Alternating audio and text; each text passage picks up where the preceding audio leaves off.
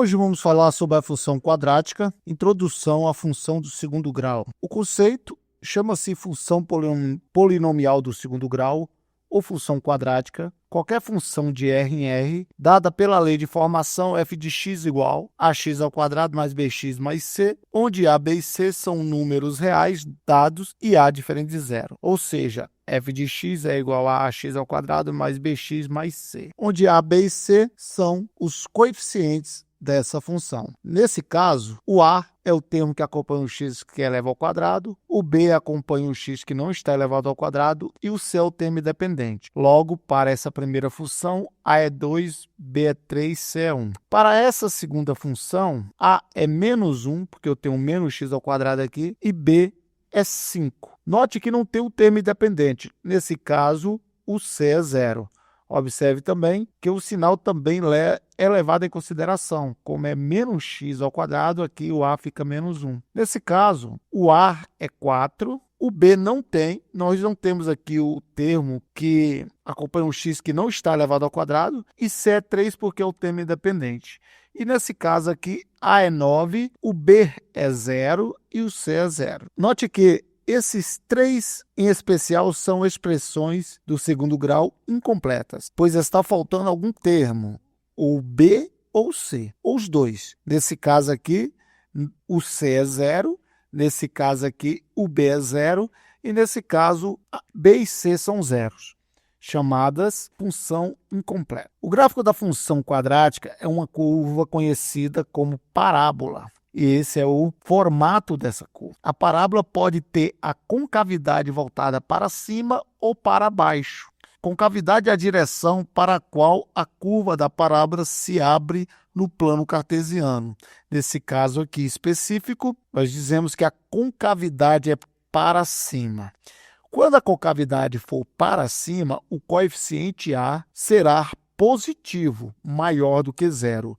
E se a concavidade for para baixo, o coeficiente A, aquele termo que acompanha o x elevado ao quadrado, será negativo, ou seja, menor do que zero. Concavidade para cima, A maior que zero, concavidade para baixo, A menor do que zero. Além da parábola se apresentar com a concavidade voltada para cima ou para baixo, ela também pode andar sobre o eixo x e sobre o eixo y.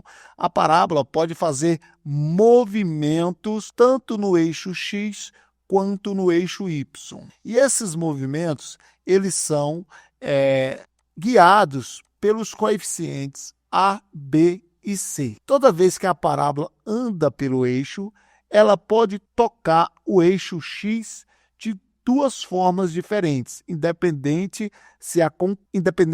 se a concavidade está voltada para cima ou para baixo. Toque em um único ponto significa que pode também tocar em dois pontos, ou ela pode não tocar em nenhum dos pontos, ou seja, não tocar o eixo x. Voltando aqui, a parábola pode tocar em um único ponto no eixo x, em dois pontos no eixo x ou não tocar no eixo x.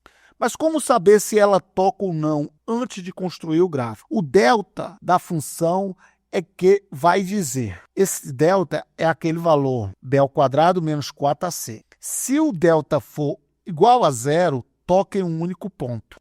Se o delta for maior do que zero, toca em dois pontos. E se o delta for menor do que zero, negativo, não toca no eixo x.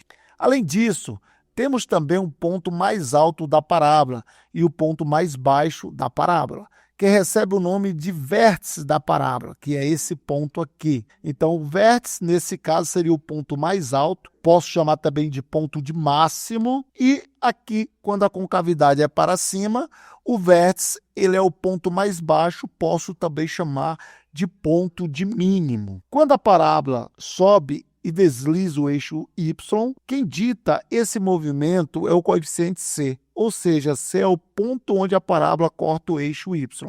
Então, se a parábola está acima do eixo x, quer dizer que o y ele é um valor positivo, aqui ficou um valor maior, aqui no caso o y está negativo. Então, o c é que comanda esse movimento, nesse caso c é negativo, nesse caso c seria positivo. Então, esse movimento é dado pelo coeficiente C. Agora que já sabemos tudo sobre a função quadrática e principalmente sobre o delta, que também é conhecido como discriminante, podemos encontrar o zero ou raízes da função.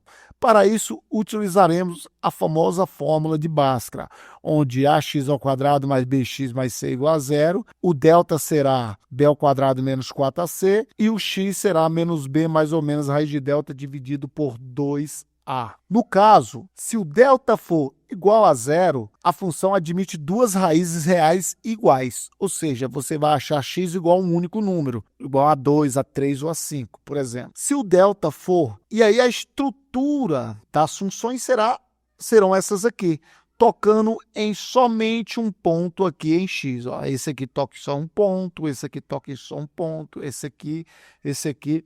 Delta igual a zero significa que a parábola vai tocar em um único ponto do eixo x. E esse ponto será exatamente a nossa raiz. Mas se o delta for maior do que zero, isso significa que a função admite duas raízes distintas, diferentes.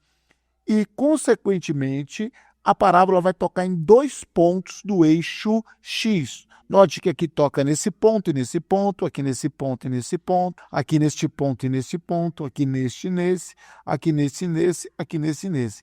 Que é exatamente aqueles valores que nós encontramos depois que nós calculamos o delta.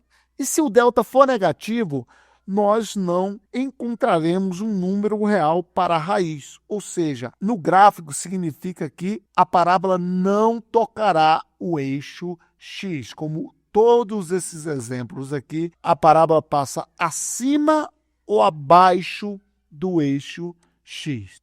Vamos fazer agora um exemplo calculando as raízes da função. Seja a equação ax ao quadrado menos 4x ao quadrado menos 4x mais 1 igual a zero. Quer dizer que A é 4, B é menos 4 e C é 1. Calculando o delta, B ao quadrado menos 4ac vai ficar 4 ao quadrado menos 4 vezes 4 vezes 1, que vai dar 16 menos 16, que vai dar 0. Nesse caso, o delta é 0 e só teremos uma raiz ou duas raízes iguais. Mas quais são elas? Agora nós aplicamos nessa fórmula aqui. Menos b, b é menos 4, vai ficar mais menos 4, mais ou menos raiz de 0, que é o valor de delta, dividido por 2 vezes a, que nesse caso é 4. Então, menos com menos fica mais, raiz de 0 dá 0, 2 vezes 4 dá 8. Isso significa o seguinte, que vai ficar 4 sobre 8, simplificando, dividindo por 4 em cima e 4 embaixo, vai ficar 1 sobre 2, são os valores das duas raízes. Agora o segundo exemplo, x ao quadrado menos 3x mais 2 igual a 0, A é 1, B é menos 3 e C é 2, aplicando aqui para calcular delta, b ao quadrado menos 4ac, b é menos 3, então fica menos 3 ao quadrado, menos 4 vezes 1 vezes 2. Menos 3 ao quadrado dá 9, 4 vezes 1 vezes 2, 8. 9 menos 8 dá 1. Então, nós temos duas raízes diferentes. Mas quais são? Agora, vou aplicar aqui a segunda forma, a de Bhaskara. Menos 3, que b é menos 3, mais ou menos raiz de 1 dividido por 2 vezes 1. Menos com menos dá mais, raiz de 1 é 1, 2 vezes 1 dá 1. Então, aqui nós vamos ter duas raízes. Uma calculando pela parte positiva, que seria 3 mais 1, 4, dividido por 2, que é 2. E 3 menos 1, 2, dividido por 2, que é 1. Logo, x' é 2, x duas linhas é 1. Próximo exemplo, x ao quadrado mais 2x mais 3 igual a 0. A é 1, B é 2 e C é 3, calculando o delta. 2 ao quadrado menos 4 menos 1 vezes 3. 2 ao quadrado dá 4, 4 vezes 1 vezes 3 dá 12, 4 menos 12 dá menos 8. Logo, o delta é negativo, significa que não existe raiz, significa que não conseguirei calcular a raiz pela forma de Bhaskara, porque não existe raiz quadrada de número negativo. Resumindo, a função é da forma ax ao quadrado mais bx mais c, toda função quadrática do segundo grau tem essa estrutura. Delta é b ao quadrado menos 4ac, Bhaskara seria menos b mais ou menos raiz de delta dividido por 2a. Se o a é positivo, a concavidade da parábola é para cima.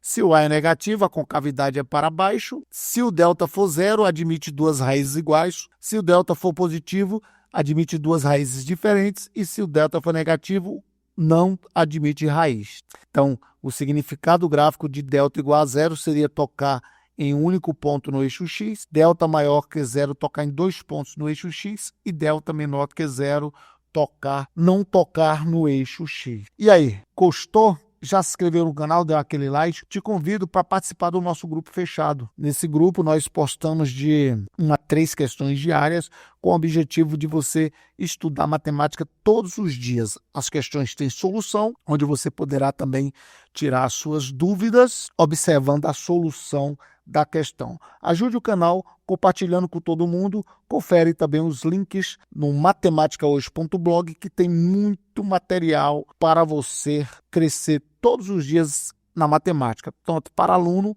concurseiro e professores. Nós temos materiais que vai ajudar vocês demais. Um forte abraço, estamos juntos, até a próxima!